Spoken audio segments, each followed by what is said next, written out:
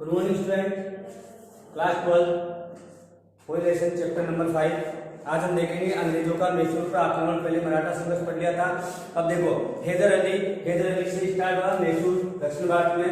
1722 में हैदर अली का जन्म मैसूर के फौजदार व बूंदी कोट के जागीरदार फतेह महमूद के यहाँ हुआ 1722 में।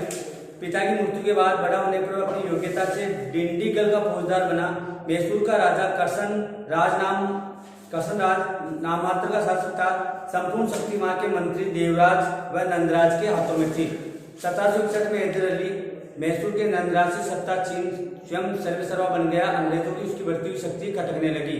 अब यह था हैदर अली। प्रथम आंग्ल मैसूर युद्ध के कारण जो है आंग्ल मैसूर युद्ध, इनके बहुत सारे कारण रहे। प्रथम कारण आंग्ल मैसूर युद्ध जो था, मैसूर युद्ध के कारण मैसूर युद्ध एक मिनट आंग्ल तो देखो प्रथम आंग्ल मैसूर युद्ध 1767 से 1769 तक हुए। क्या कारण रहे? हैदर अली था उस समय। हैदर अली और फ्रांसीसियों के मित्रतापूर्ण संबंधों से अंग्रेज नाराज थे। हैदर अली और फ्रांसीसी एक हो गए थे, इससे अंग्रेजों का नाराज होना स्वाभाविक था। ठीक है, वो नाराज हो गए थे। दूसरा था कर्नाटक के नवाब और हैदर अली की शत्रुता थी, जबकि अंग्रेज कर्नाटक के मित्र थे। इससे भी हैदर अली और अंग्रेजों के मध्य संबंध खराब हुए।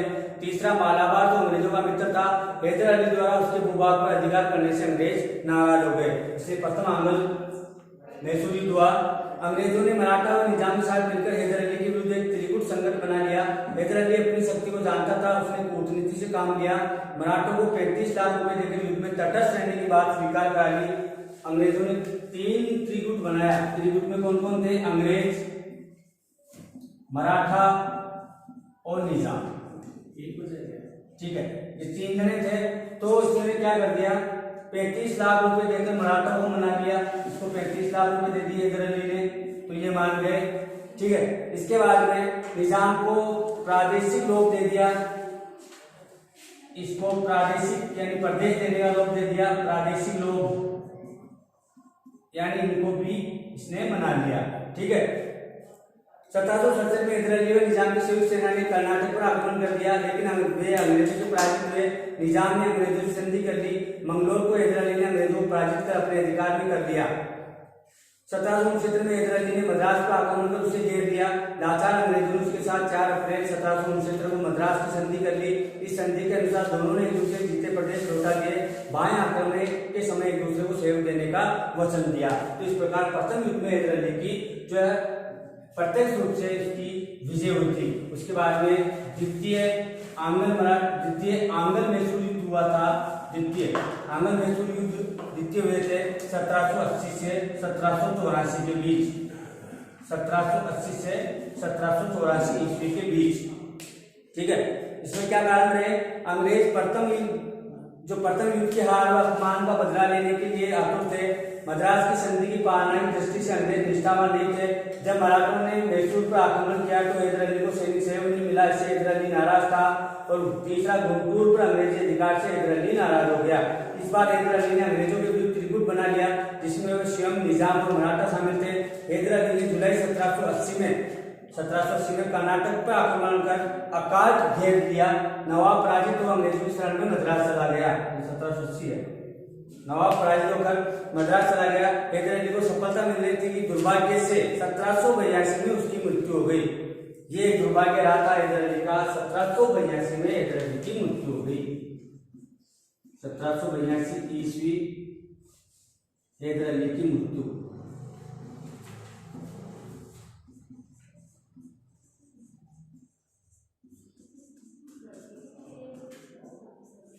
ये दुर्भाग्य रहा और अंग्रेजों के लिए खुशी की बात थी।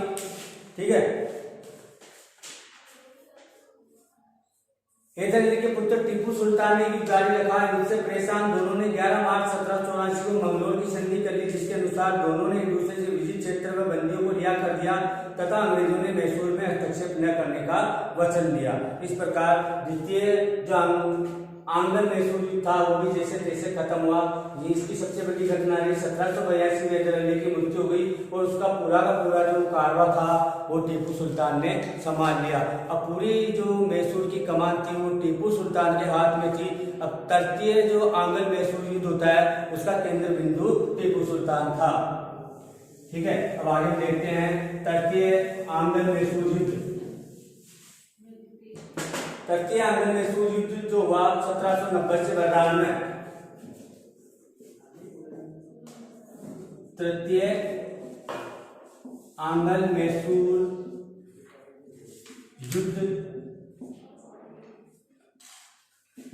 1790 से 92 तक, 1790 से 1792 ईस्वी। ठीक है, इनको एक बार रीडिंग कर लेना, एक बार किताबें भी करना। हम चल रहे हैं पेज नंबर 94 पे, ताकि आपको याद हो जाएगा। वीडियो के माध्यम से देख लेना। मंगलोर की संधि दोनों पक्षों की मजबूरी थी, टीपू सुल्तान की और अंग्रेजों की। मैसूर के प्रभाव को समाप्त करने के लिए अंग्रेज मराठा और निजाम से मिल गए। टीपू ने फ्रांसीसी सहायता प्राप्ति के लिए असफल प्रयास किए, किंतु वह मालाबारी सुरक्षा के लिए कोचीन में स्थित डच दुर्ग खरीदना चाहता था, लेकिन अंग्रेज समर्थित ट्रावनकोर के राजा ने खरीद टीपू को नाराज कर दिया।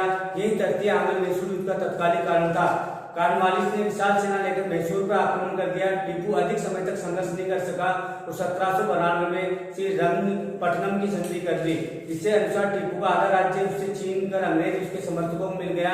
टीपू ने अंग्रेजों को 3 करोड़ रुपए क्षतिपूर्ति की राशि और बंधक के रूप में अपने 2 पुत्रों को रखना स्वीकार कर लिया। तो तृतीय आंगल मराठा युद्ध में टीपू सुल्तान की अप्रत्यक्ष रूप से हार हुई। उसके बाद में चतुर्थ आंगल मराठा युद्ध, चतुर्थ आंगल मैसूर युद्ध,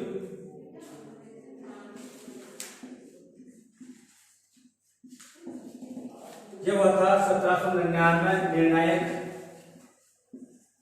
1799 ईस्वी में। इसका पहला कारण था श्रीरंगपट्टनम की संधि टीपू के लिए अपमानजनक थी और वह राज्य के अंग भंग से अंग्रेजों से बदला लेना चाहता था, क्योंकि तृतीय आंगल मैसूर युद्ध हुआ था। उसमें टीपू सुल्तान को मैसूर पर जब आक्रमण किया अंग्रेजों ने, निजामों ने और मराठों ने मिलकर, तो उसको हार हुई और उसको उसके अनुसार उसको संधि करनी पड़ी, श्रीरंगपट्टनम की संधि करनी पड़ी, जिसमें उसको 3 करोड़ रुपए अंग्रेजों को देने पड़े और मैसूर का आधा राज्य भी उसको देना पड़ा अंग्रेजों को। और 2 पुत्रों को, टीपू सुल्तान के 2 पुत्र बंधक के रूप में अंग्रेजों के पास रखे गए। ये एक प्रकार से टीपू सुल्तान के लिए अपमानजनक था। इसके लिए उसको 1799 में वापस वो खड़ा हुआ। श्रीरंगपट्टनम की संधि टीपू के लिए अपमानजनक थी और राज्य के अंगभंग से वह अंग्रेजों से बदला लेना चाहता था। दूसरा, टीपू द्वारा फ्रांसीसियों से सहयोग में भारत आने के लिए नेपोलियन से किया गया पत्र व्यवहार ने भी मतभेद बढ़ा दिए। तीसरा, टीपू सुल्तान ने वेलेस्ली की सहायक संधि के प्रस्ताव को अस्वीकार कर दिया। चौथा, टीपू ने फ्रांसीसियों को सेना में ऊंचे पद दिए व सम्मानित किया, जिससे अंग्रेज नाराज हो गए। और पांचवा, वेलेस्ली मैसूर को ब्रिटिश सत्ता के अधीन करना चाहता था। फरवरी 1799 में वेलेस्ली ने युद्ध की घोषणा कर दी। विशाल अंग्रेज सेना का मुकाबला टीपू ने बड़ी वीरता के साथ किया और मारा गया। उसी के साथ उसका राज्य समाप्त हो गया। जुलाई 1799 में नव स्थापित मैसूर के नए शासक के साथ सहायक संधि करके ब्रिटिश साम्राज्य के अधीन कर दिया गया और इस प्रकार 1799 में टीपू सुल्तान मारा गया। 1799 ईस्वी में टीपू सुल्तान मारा गया। इसके साथ ही मैसूर राज्य का पतन हो गया।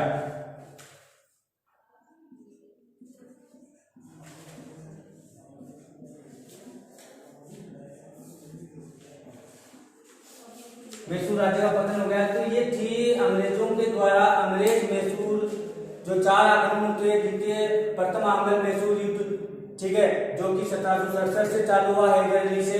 हैदर अली ने अंग्रेजों के दांत खट्टे कर दिए। द्वितीय मैसूर युद्ध हुआ 1780 से 84। द्वितीय आंगल मैसूर युद्ध, इसमें उनकी बहुत ज्यादा हाथ खराब हो गई अंग्रेजों की। हैदर अली ने उनको चारों खाने चित कर दिया था, लेकिन 1782 में दुर्भाग्य से हैदर अली की मृत्यु हो गई और उसके बाद में 1782 के बाद में टीपू सुल्तान ने उसका जो है शासन संभाला।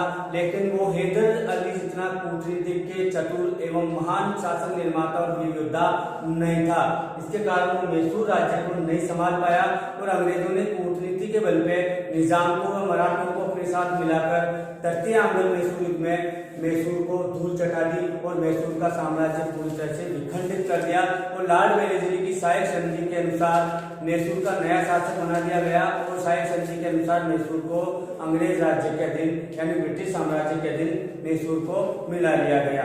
तो ठीक है, ये थी आंगल जो मैसूर के 4 युद्ध हुए थे। पहले मराठा का पिछले वीडियो में हमने मराठा युद्ध के बारे में देखा और इस युद्ध में आगे वाली जो अभी जो वीडियो आया है उसमें अंग्रेजों का मैसूर पे आक्रमण, ये एक बार आप कॉपी में नोट कर लेना। पेज नंबर 93 और 94 पे मैसूर से रिलेटेड टोटल जितने भी चीज है अंग्रेजों का मैसूर पे आक्रमण, ये हमारा टॉपिक है। और 93, 94 पे पूरे के पूरे ऐसे लिखे हुए हैं, ऐसे एक बार आप और कॉपी में किताब में पढ़ लेना और कॉपी में नोट कर लेना। कॉपी में जो इंपॉर्टेंट चीजें तुम्हें नोट करने के लिए दी गई है वो तुम्हारे यहाँ पे बोर्ड पे लिखी जा रही है। तृतीय आंग्ल मैसूर युद्ध 1790 से 92 ईस्वी के मध्य हुआ।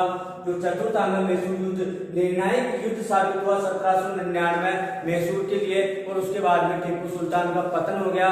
इस युद्ध में टीपू सुल्तान मारा गया और लॉर्ड वेलेस्ली जो था, लॉर्ड वेलेस्ली ने इस युद्ध में लॉर्ड वेलेस्ली ने घोषणा करी थी और लॉर्ड वेलेस्ली ने एक नई नीति अपनाई, सहायक संधि।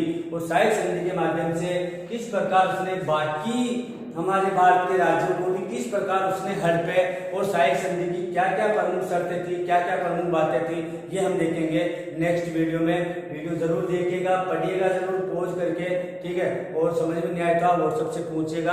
तब तक के लिए गुड बाय, पढ़ते रहिए और अपने स्वास्थ्य का ध्यान रखिए। धन्यवाद।